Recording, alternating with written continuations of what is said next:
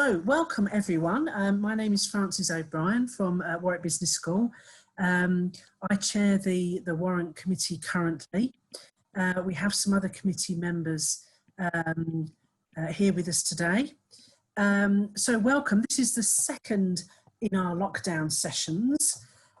So if you are new to these sessions, you are very welcome. We do have a series planned.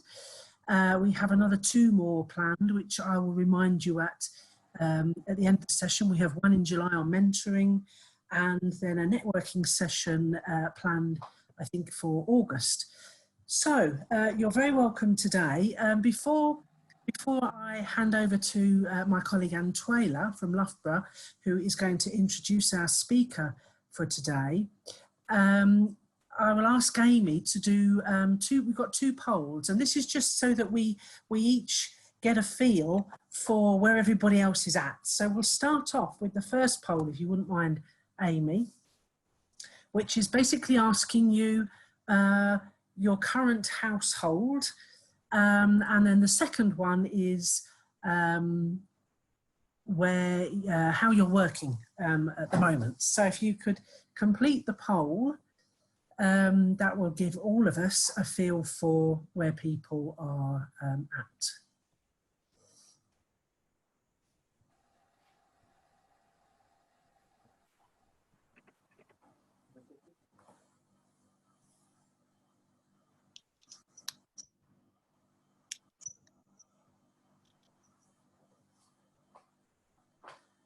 Okay, I think we're done, Amy. Do you end polling or do I? You do it. Okay, brilliant. So, and then will you show the results? Or I can see the results, but I don't know if everybody else can see that too. No. Okay, thanks, Ian. I can see Ian at the minute shaking his head. So if Amy would end the polling, then we'll get a feel for. Okay, so. How are we currently living? It seems if most of us are living with other adults, then school children. Most of us are working full time. There are a few of us that are living on their own, and some that are retired on a career break, and some students too. So you're all welcome very much to today. So what's happening today? We have Susan Sanchez, who is joining us from Monterey over in the States. Antuela is going to introduce her. But let me just explain the structure of today. So we have Susan's talk for about 30 minutes to be followed by a Q&A session. And then after Susan's talk, we have got this networking set up. If you've been before, you know what's coming. If you haven't been before, basically what happens is Amy at the ORR Society will randomly put you into small groups, and you can do a bit of networking. You can introduce yourselves to each other, and we have some questions that we'd like you to discuss in your little groups about the activities that WORAN gets up to during these lockdown sessions. So that's the structure of today. It's all due to be over by 5:15, so we're not going to be keeping you too long, but we hope you find Susan's talk and the networking sessions really useful. So if at this point, Amy, I can hand over to Antuela, she will introduce Susan and explain the connection. Thanks.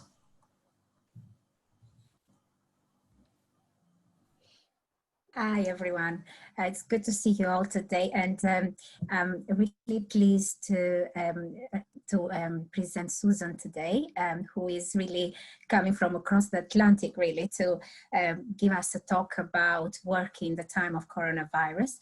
I'm really excited that Susan is giving this talk today, because I think she's one of those inspirational women that we have a lot to learn from. Susan is a professor of operations research at the Naval Postgraduate School in California, Her research focuses on simulation and statistics, and she uses simulation to solve real life problems, especially from the setting and the place she's based in. She works a lot in the military OR kind of problems. She's co-director of the SEED Center, which stands for Simulation, Experiments and Efficient Design for Data Farming. Susan has worked with the Department of Defense and the NATO on projects in many areas, including also humanitarian assistance and disaster relief. She's a fellow of the Informed Society in the US, and she supports the development of new researchers, including women in the field of operational research.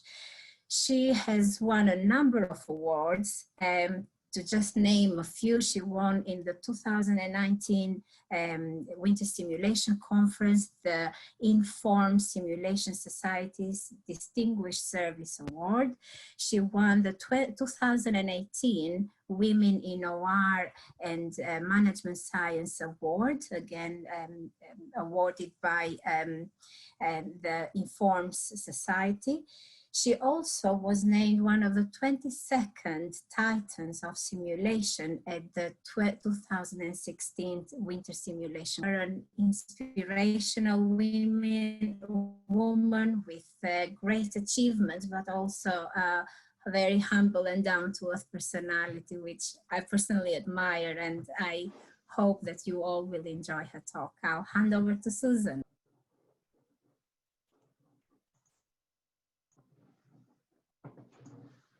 Just as Susan's setting up, I forgot to say, folks, please do feel free to prepare some questions for Susan. Zoom has this chat facility, so if something occurs to you while Susan's talking, do feel free to type something into the chat facility, and the rest of us, Ruth Kaufman, Antuela, and myself, will be making notes of the questions so that we get to them at the end. If time, we will also allow you to unmute yourselves and ask some questions. Sorry, Susan, over to you. Okay, thank you very much, both of you. Can someone give me a thumbs up? Can you hear me? All right. So I'm going to talk today about work in the time of coronavirus, and I've got two parts for this talk. So I'm going to start by giving you just a quick overview of some of the work I've been doing that is actually directly related to the pandemic. And then I'm going to talk about or share some ideas, hopefully start a dialogue about what we should be thinking of as we continue to operate in this environment.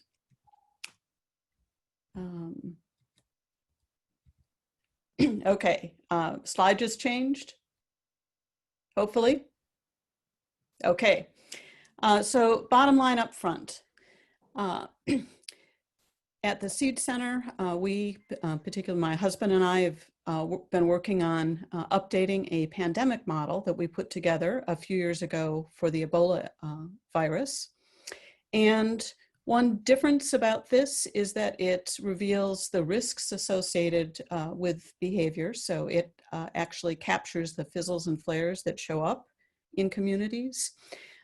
It's easily scalable, so we can look at small populations to large populations, and it's data farmable. And by that, I mean it's easy to go ahead and run large-scale simulation experiments and then gain insights from those.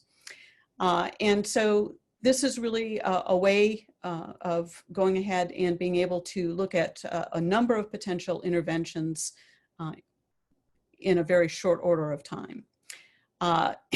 Whether or not you're working in this pandemic modeling realm, data farming is a technique that can be used for any computational model. So I'm going to say just a little bit about that as well. So what do I mean about the epidemic models? Everyone at this point has seen these pictures or the talk about flattening the curve. And we can see that we've got, in this case, potential number of cases that show up if no protective measures are taken, and that curve is flattened and spread out over a long period of time if if some type of mitigation is put in there. And a popular model that's used for many of these is called the SEIR model, S-E-I-R, where individuals can be thought of as going from susceptible to the disease, exposed to the disease, and then at some later time they become infectious, and then they're removed from that population, meaning either they've recovered and have immunity, or they've died and are no longer part of that population. And our model is like that. It uses those same compartments, but instead of basically having differential equations as they do for the standard ones, ours goes ahead and looks at a discrete event simulation approach. So in the upper right, just have an event graph that is showing, again, that individuals will move among these different states at random points in time. So why is this important? Looking back at our earlier work, our stochastic model exhibits fizzles and flare behaviors, and those outcomes change based on the overall transmission rate. And here we have an example. This is from Ebola, but, I'm sorry, this is just notional data here. But we can see that with a low transmission rate on the left, the mean number of people exposed ends up being just about 4. We've got a very skewed distribution, so a lot of cases near 0, but a few cases where it bumps up to over 100. If we look at the ones on the left and the right with higher transmission ratios, that rate of 1 or more is a case where things are more likely to take off as an epidemic. But we can see that even on the far right with a ratio of 2.0, we've got a good chance that there are going to be a relatively low number of infections. And in fact, the mean in this case, which is 44,000, is right in that desert area in the middle. So that's very unlikely to be something that we would get. So going back to flatten the curve, what does that mean? Here I've got the dashed line, and that would be the curve shown in those typical flatten the curve graphs. And that comes from the standard epidemic models. It's a deterministic answer that's going ahead and providing the average number of infections or number of exposures at particular points in time. I've gone ahead and run this with 50 individual outbreaks, if you will. And those are the more jagged curves behind that, where we go ahead and see how that disease really might have progressed in these 50 simulated epidemics. And one thing to note is that a lot of the peaks are higher. Those peaks may be earlier in the cycle or later in the cycle. And there are also some fizzles down at the bottom where there's minimal spread before the disease is eradicated. And thinking back to that earlier graph when I said the transmission ratio greater than 1 caused the problem, there's still a lot we don't know about COVID, but it's estimated to be in the range of typically somewhere between 2 and 5. So it's very, very contagious. I haven't even shown in this case what would happen if we stuck with numbers like that. So here I've got notional inputs. I've tried to make those as close to what we see in practice, but just to give a sense of what's going on. So here we have a group of 4,000, 1 initial infected, incubation period of 3 to 7 days. People can be infectious for 6 to 12 days. And here I've actually gone ahead and said on day 10, we've already dropped that transmission rate by 50%. Now let's look at what would happen if we have more aggressive input. So this is the same type of curve as on the previous, that the individual epidemic looks, and then that dashed line to represent the average here over 50 different potential epidemics. And we're seeing that with this more aggressive intervention, so intervening on day 7 and really trying to cut down on that transmission rate, we've got a much, much less severe situation with COVID. So the axes are different here as well. So putting it together, if I go ahead and look at the cumulative infected in these cases, on the left with the initial case, we ended up with often over 2,500 infected. And, but we still can see with that vertical or horizontal line at the bottom that there are cases where it dies out and so forth. On the right, we see that our cumulative number infected is less than 100 in all cases for this particular set. And that, that dashed line, that average behavior is, as we think of averages, in the middle of the pack. But why is this important? I think this is important for a couple of reasons. One is our decision makers need to be more aware of the difference between that average behavior and the risk. And if we look at things like the number of ICU beds needed or the number of ventilators needed, we have to be taking into account there that probability that we get more cases early. So in trying to set capacity for resources and healthcare workers, that variability is extremely important. And I think it's also necessary to be able to change some of the dialogue.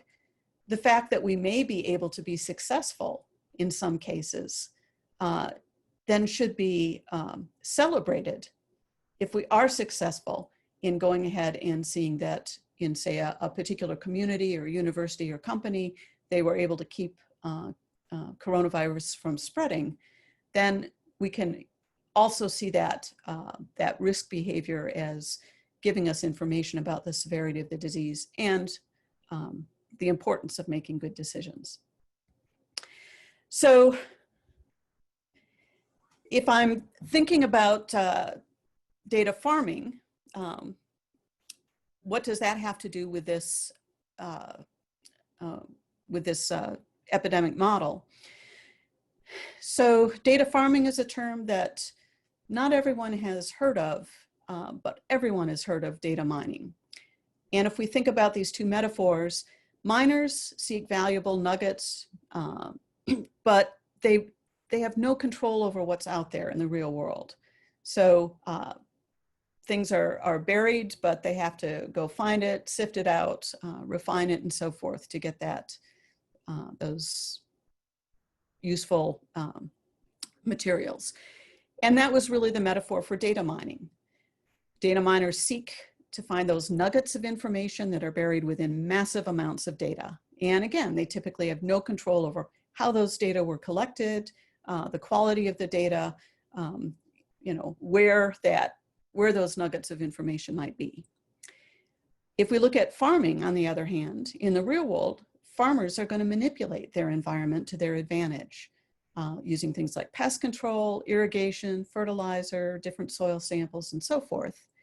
And while we try to stay away from the fertilizer example too much, data farming takes the view that we don't get data from our simulation or computation models until we actually run those programs, so that we can go ahead and try to make those runs in a smart way in order to improve our yield and improve those chances of finding those useful bits of information. So we tend to generate lots of data doing this, and that's actually fun and exciting. So just thinking about why we need data farming, large-scale computational experiments are transformative. And I love this quote. It's over a decade old now, but back in 2008, when the first petaflop computer was developed, so the first machine that could do a quadrillion operations per second. The New York Times had this quote saying that machines like this would have the potential to fundamentally alter science and engineering, allowing scientists to perform experiments that would previously have been impractical. But when we're thinking about practical, experimentation is hard. So if our model has 100 inputs to it and we wanted to look at each of those inputs just at 2 settings, so low and high or on and off, running all 2 to the 100 combinations would take us many times the age of the universe. So that curse of dimensionality is something that we just can't, we can't experiment in that way and still need to find out, expect to find out those nuggets of information. It's something that can't be cured by hardware alone, but using efficient experimental designs, we are able to go ahead and study these large and complex problems. So this COVID example I've run is actually just a very small case. We just varied a handful of factors, but I was able to do 50 replications of nearly 1,100 different combinations of those factors in under 3 minutes on my laptop. So with the structure set up to be able to automate this process and use a smart design, we can do it very rapidly. And we can then fit meta models, statistical models of the simulation's output to characterize its behavior. So here I've got just a couple of quick snapshots of a profiler where I've gone ahead and said, with my initial settings, there's a 99% chance of a flare. With the more aggressive settings that I mentioned, that this is predicting a 3% chance of a flare. And then we can look at other types of interventions, even going down to smaller populations. So that's one type of way we can be seeking for what matters in these models. And for larger experiments, where we may start out with dozens or even hundreds of potential factors and look for those factors and interactions and nonlinear effects, the mere act of being able to narrow down that set of factors, that set of 100 factors and terms to a manageable size can be extremely valuable. And we can also look at other types of analysis and graphics for decision support. Here is something called a partition tree, where we simply start with all the data we've just generated, all 55,000 simulation runs in one big group, and then recursively look for the best of our input, best of our factors, to split that data into 2 groups, not necessarily of equal size, but where those 2 groups are as different from each other as possible in terms of their performance.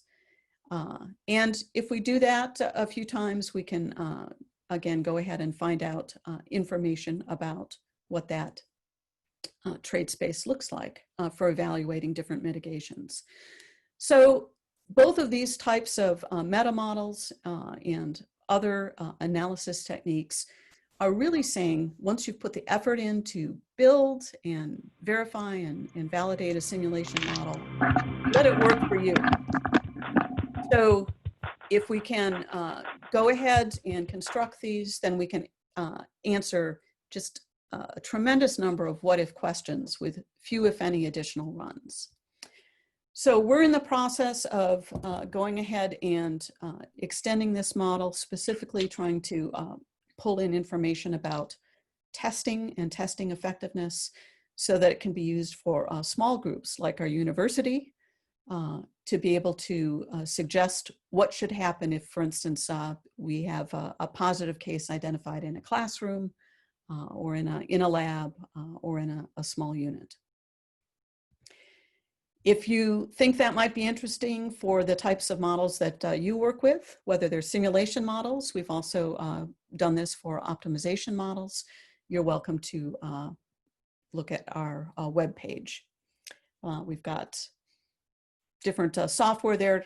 We've got lots of example theses and things, so we try to make it easy for other people to use if they wish. So that's a little bit about the research that I've been doing during this lockdown. I'd also like to go ahead and talk specifically about women in the workplace and how the coronavirus is affecting our lives. And I want to do this from an OR perspective, in the sense that we can take some of the principles that we've learned from OR and try to apply them in this particular instance to potentially come up with some solutions. So let me just talk a little about this. Here's a just sort of generic representation of the OR process. We're going to identify a problem, create a model, analyze that model, get solutions, assess and implement those solutions. And this is a continuous, we can think of this as being a continuous cycle for improvement. And there's also a lot of dialogue back and forth between members of the team, between the team and the stakeholders, and so forth, as we seek to find these better solutions. And so I'm putting this up front. So I'm going to try to go very quickly through some other, a slide for each of these to give you a little bit more information about just my thoughts on these topics. In terms of what we should be thinking of as we try to address issues that arise from working in this time of coronavirus. And the first thing I want to say is that communication is key. So communication with our team, with our supervisors, with our network, as we're doing today, and also in society. And I want to think of this, I put communication up front because I really believe we need to be having a dialogue about some of these topics. And to change the dialogue, we have to ask. We have to go ahead and try to get that communication started. And if any of you have not read this article, this is a wonderful article about women and leadership in the time of coronavirus, and saying that in this case, the qualities of leadership that came through, truth, decisiveness, technology, and love, have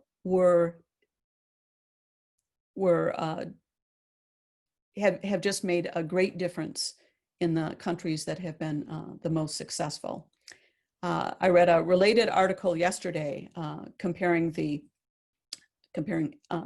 actually 8 countries led by women and 21 other countries with the coronavirus.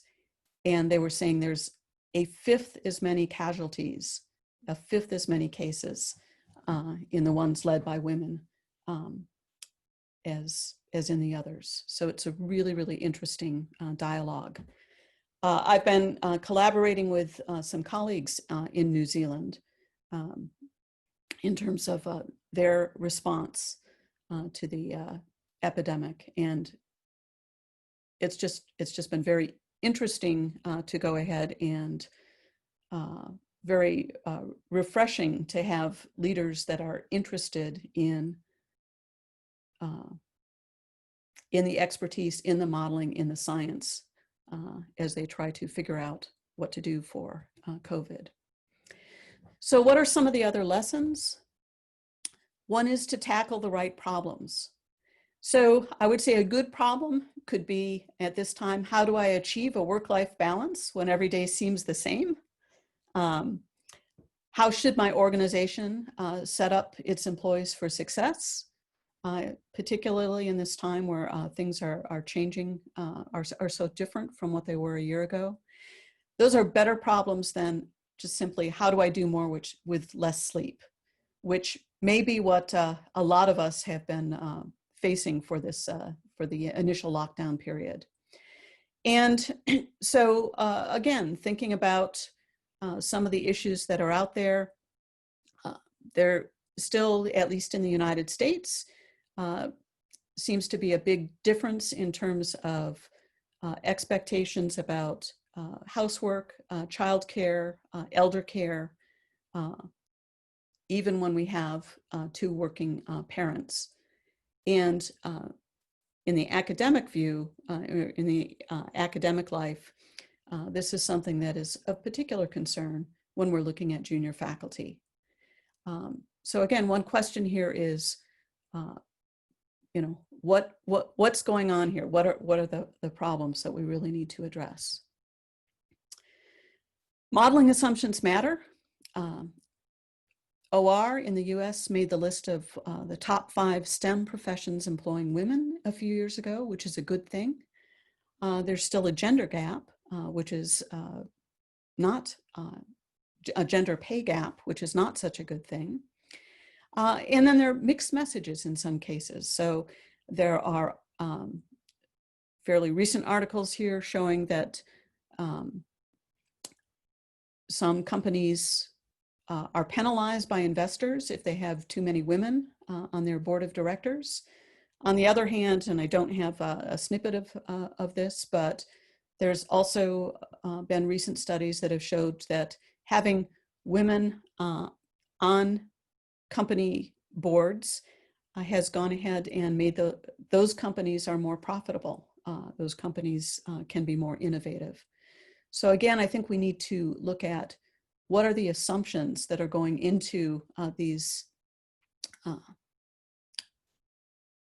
or that are behind these ideas about how valuable women are in the workplace. And those assumptions matter. We want to be sure that we choose the right objective function. And this type 3 errors basically says avoid working on the wrong problem. The picture here represents someone who's looking for their keys, but they're looking under a lamppost. That's not where they drop them, but that's where it's easiest to go ahead and look. So we want to be sure that when we're trying to go ahead and maximize or improve our work-life balance, if that's the objective, we need to be sure that we're looking at the right type of problem. We're measuring it the right way. And I think a related and bigger issue is looking at things like tenure and academic freedom. When tenure was developed as a system, it was designed to protect academic freedom. And one question I have and have had for a long time is whether it is still serving that purpose, or whether it is, damping down some of that creativity, some of that inventiveness, interdisciplinary type research that people might be well suited for and that would suit our profession well. Integrity matters, so that's something that is certainly important. If we look at greedy algorithms, we know that those are usually suboptimal. As someone in the stochastic / simulation side of OR, I'm comfortable dealing with uncertainty, but even in the deterministic optimization cases, we know that coefficients can change. And if we're thinking about things like work-life balance, if we're thinking about things like how do we handle tasks around the home, be that chores or other activities that we might no longer be able to get outside help for. Just because one person may be better at something doesn't mean that they should do all of that. So we know that from LP. Let's think about that in our home life as well. Again, just because my husband is a better cook doesn't mean he should do all the cooking. Over time, I've learned to be respectable as well. So not everything needs to be 50-50, but we need to think about going ahead and getting appropriate mixes of our skills and our most valuable resource, our time. Short and long-term solutions differ. Coronavirus came up very rapidly. And so things that had to be done in the short term may have been the best solution we could come up with at that point in time. But as it looks like we may be facing this for a while yet with coronavirus, or looking longer term with a greater frequency of epidemics coming forward in any case, it really may be time to start thinking about longer term solutions as well. And this holds in organizations as well as in the home life. So let's start thinking about those long term instead of a short fixed time horizon process.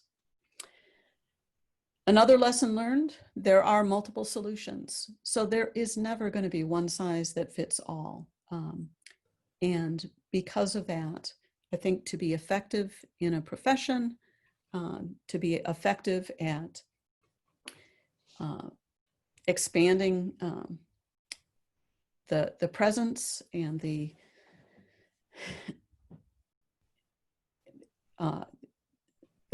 presence and the I'll say the joy, the promotion of women in our profession. We need to be looking at a range of different solutions that are going to work and going to support our community. We all have different challenges. We all have different strengths. So there is not going to be a one size fits all. It's an ongoing process. We need to, as we think about family-friendly policies, that's important. We need to keep revisiting some of these considerations to make sure that they're working as intended. This holds for many situations.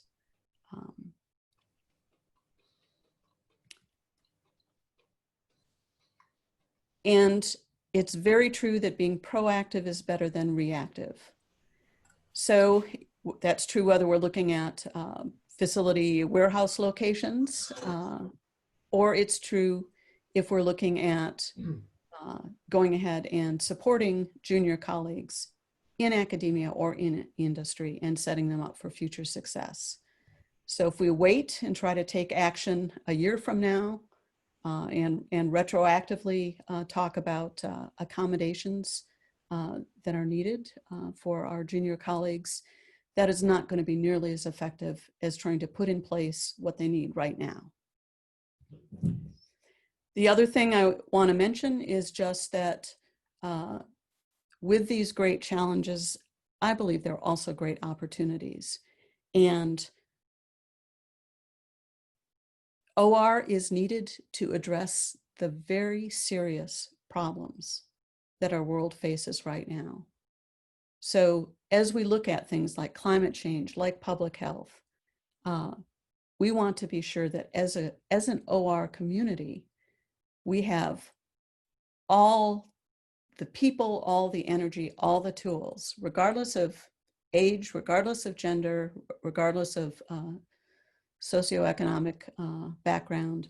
We really want to be able to go ahead and bring out the best in all of our members so that we can address some of these changes.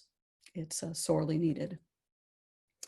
So again, here are, I've just gone ahead and listed my thoughts on these problems again. I wanted to start by asking you a question. So I just want everybody to take 30 seconds and think to themselves, what is it that you need right now? Or what is one thing that you would like to do, either at home or in your workplace or in your community, to help you get to where you want to be a year from now? So I'm just going to be quiet for 30 seconds here.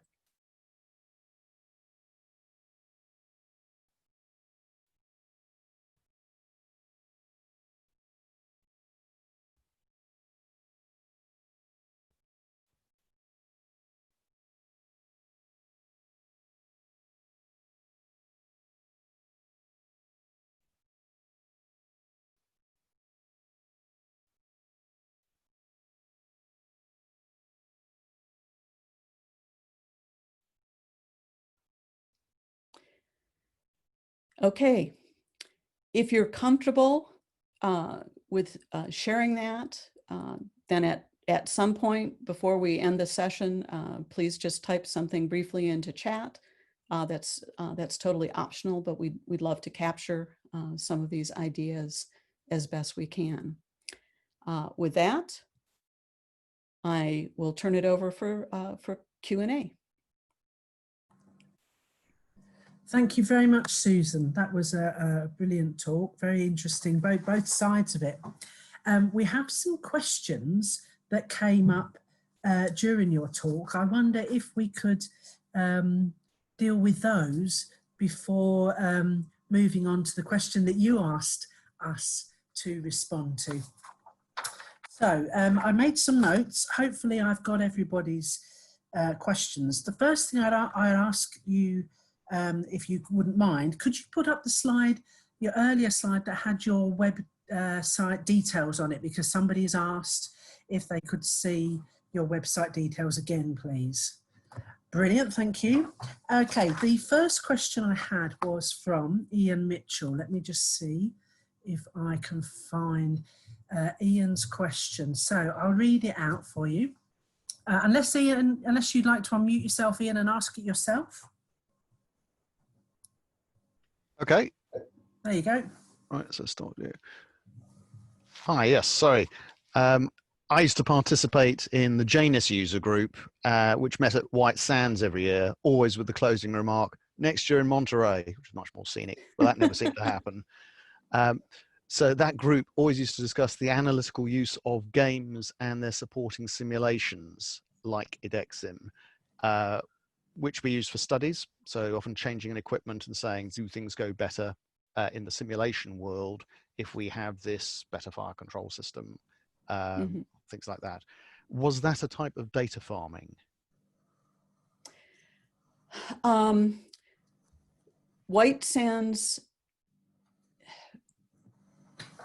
may have done a little bit of it, but I don't think that they did what we would call a full data farming study, because I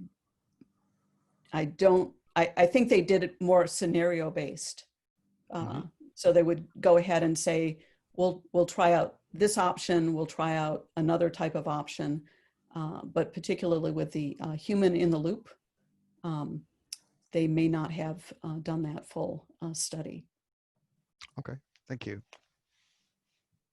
Great, thank you. The next question that we had, Ian, if you wouldn't mind muting yourself, you've done that brilliantly. The next question was from Paula Carroll.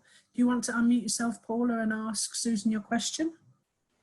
Thank you, Francis, and thank you, Susan, and thank you for everybody over there at WORAN. Well done. This is a really, really nice event today. Susan, just you mentioned very briefly about the gender pay gap, and you had a slide there where you had some, I think you had an article and you had some data, but I didn't catch them all. So yes, so on that one there, where you've got the US gender pay gap, is that a general US gender pay gap?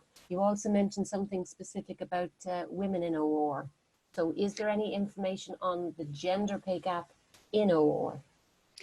Thank you, Paula. That's a very good question.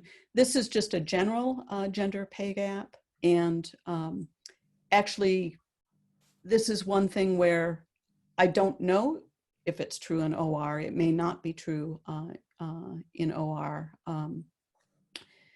But I think it's an important assumption, because part of the dialogue in terms of, I've read a number of articles where people will say, well, you know, of course, the women are going to be putting their careers on hold during this because they make less money and because they have, you know, lower, you know, they may be part-time or they're basically, there's often an underlying assumption that the reason for these gaps is because there's that job discrepancy as well.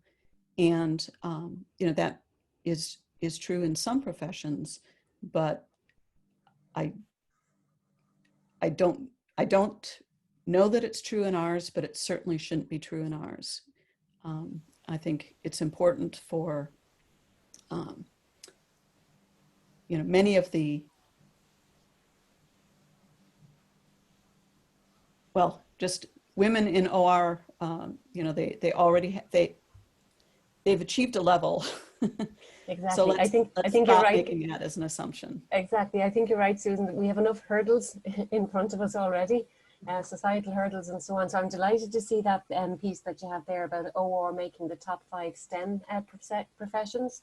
I'm not sure over this side of the pond we're at that level yet, so that's really good. But I think there's a whole load of data that we need to gather and questions we need to ask and see how level the playing field is. That's really good. Thank you. Thank you, Paula. Next question is Ruth. Ruth Kaufman, would you like to unmute and ask? Is this, yeah, fantastic talk. Thanks ever so much, Susan. You issued towards the end a really interesting challenge to say we should support junior colleagues now. What is it, are you doing anything at MPS that we could learn from in that respect? Thank you, Ruth. I think, well, a few things at NPS. And one is that the administration has been very, very open and communicative in terms of having weekly Zoom town hall meetings and continually asking both for faculty, for staff, and for students. And many of our students are themselves, you know, married with young children and maybe facing other difficulties of finding a quiet workspace or study space at home. So they have been asking a great deal about what is needed and how can we help.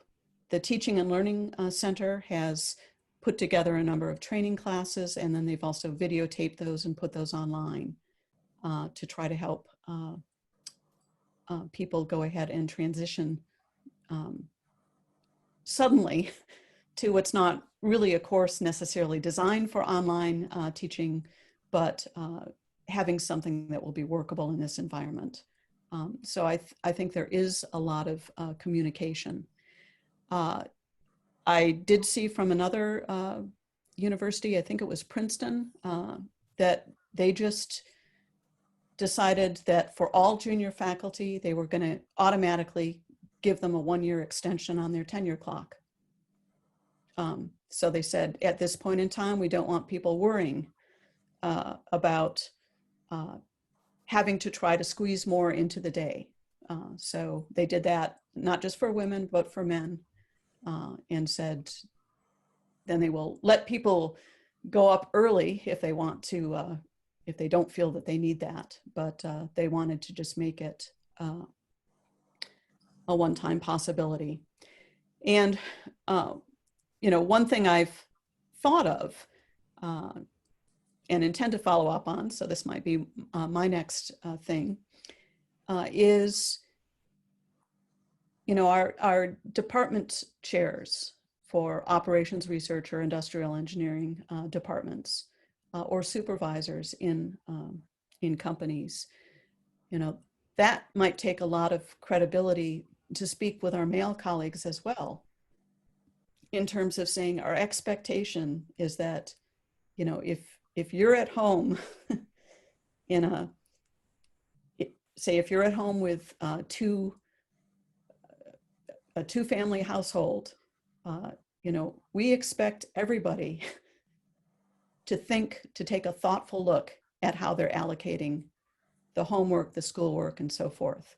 If you're at home alone, you know, we need to think carefully about what you need from the others in your department in terms of staying connected and not feeling so isolated when you can't get out and meet with people.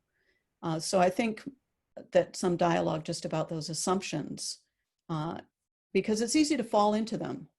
And we've got a community of very smart people. I'm sure that we can come up with better solutions if we start thinking about them actively. And so those are some thoughts.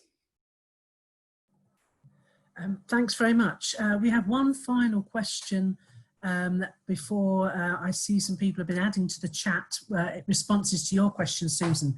So let's take this last question from Louise. Louise, do you want to unmute yourself and ask Susan your question, please? Yeah, hi Susan. I work for NATO, so anything we do in terms of the pandemic and the effect on our staff is affected by what they are doing in all the different countries and all the different defence forces.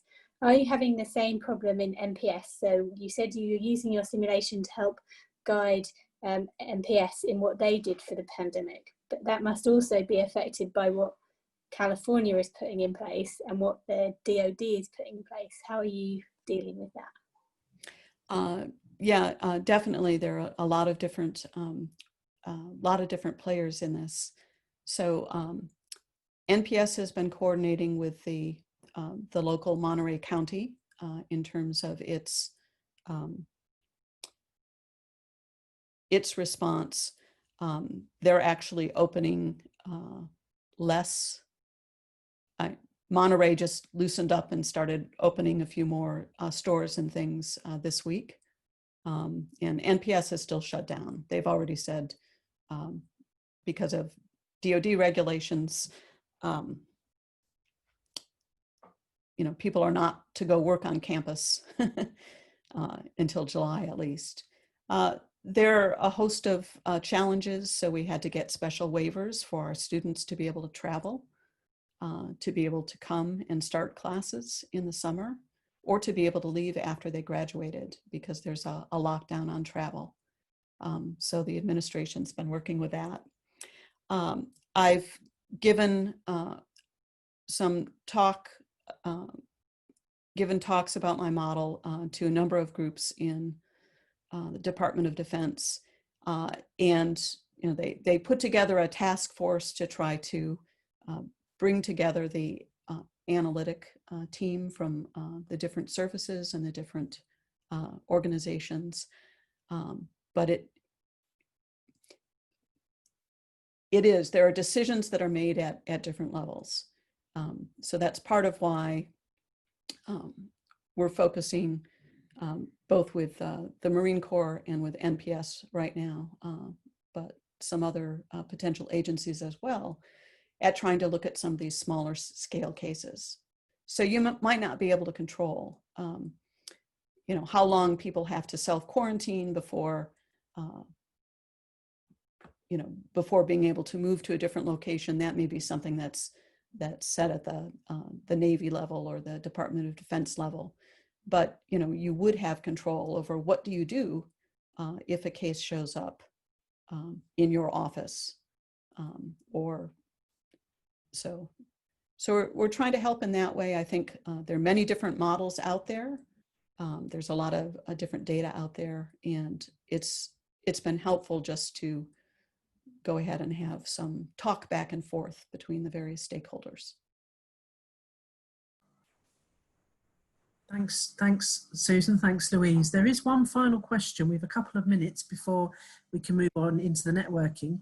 I wonder, Susan, if you could put up your final slide with your questions, just to remind people of the things you would like their thoughts on. And Twele, you had a question about people with young children. Do you want to ask that? Yes, please. Yeah, thank you. Thank you, Susan. That was really empowering. I had a question really, like your key advice. What would you advise people who have children and women? Normally we tend to kind of have very little time available in our hands, and we kind of find ourselves dealing with the most things that are more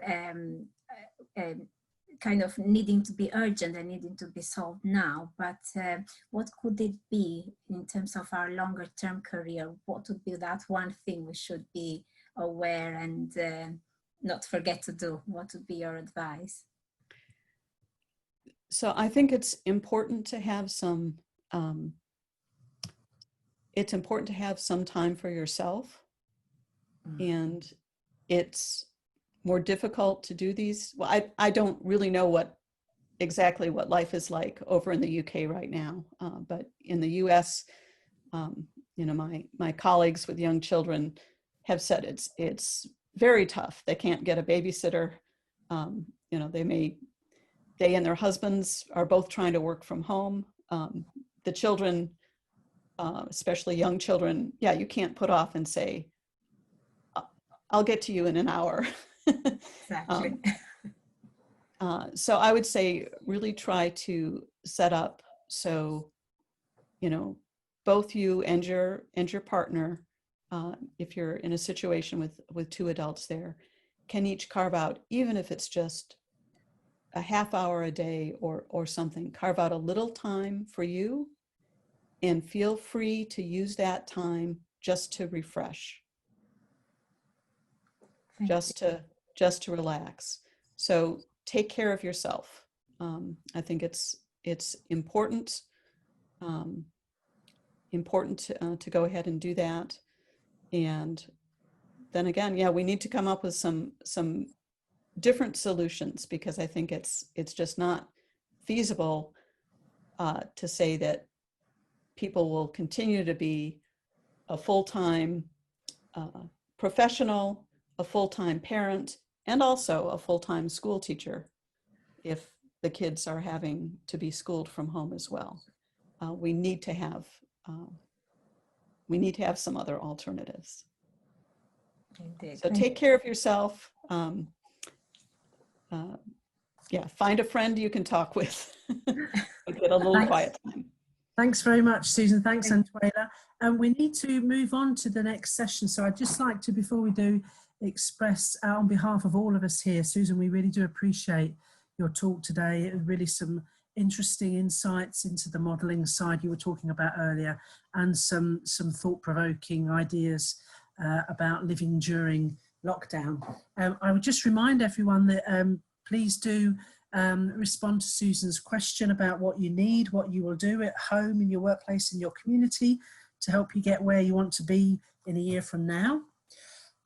What's going to happen next, guys, is I'm going to ask Amy at the ORR Society to randomly put us into little rooms. There will be just a few of you in each room, and we would suggest that you start by introducing yourselves to each other, who's in the room with you. And then secondly, we've got two things we would value your input on about our future events. And Amy's going to put up a prompt that'll appear on your screen just to remind you of the questions. So the first question is, our July meeting, the next one, is going to be about mentoring.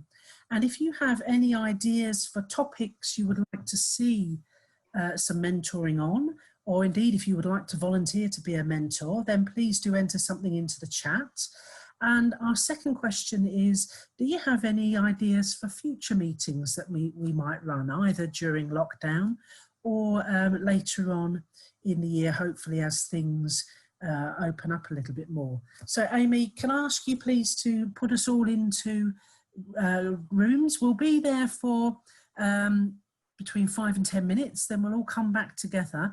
We won't have a debrief because there's 30 of us now, so there's going to be at least 10 groups, and it will take too long to ask for a debrief from each group.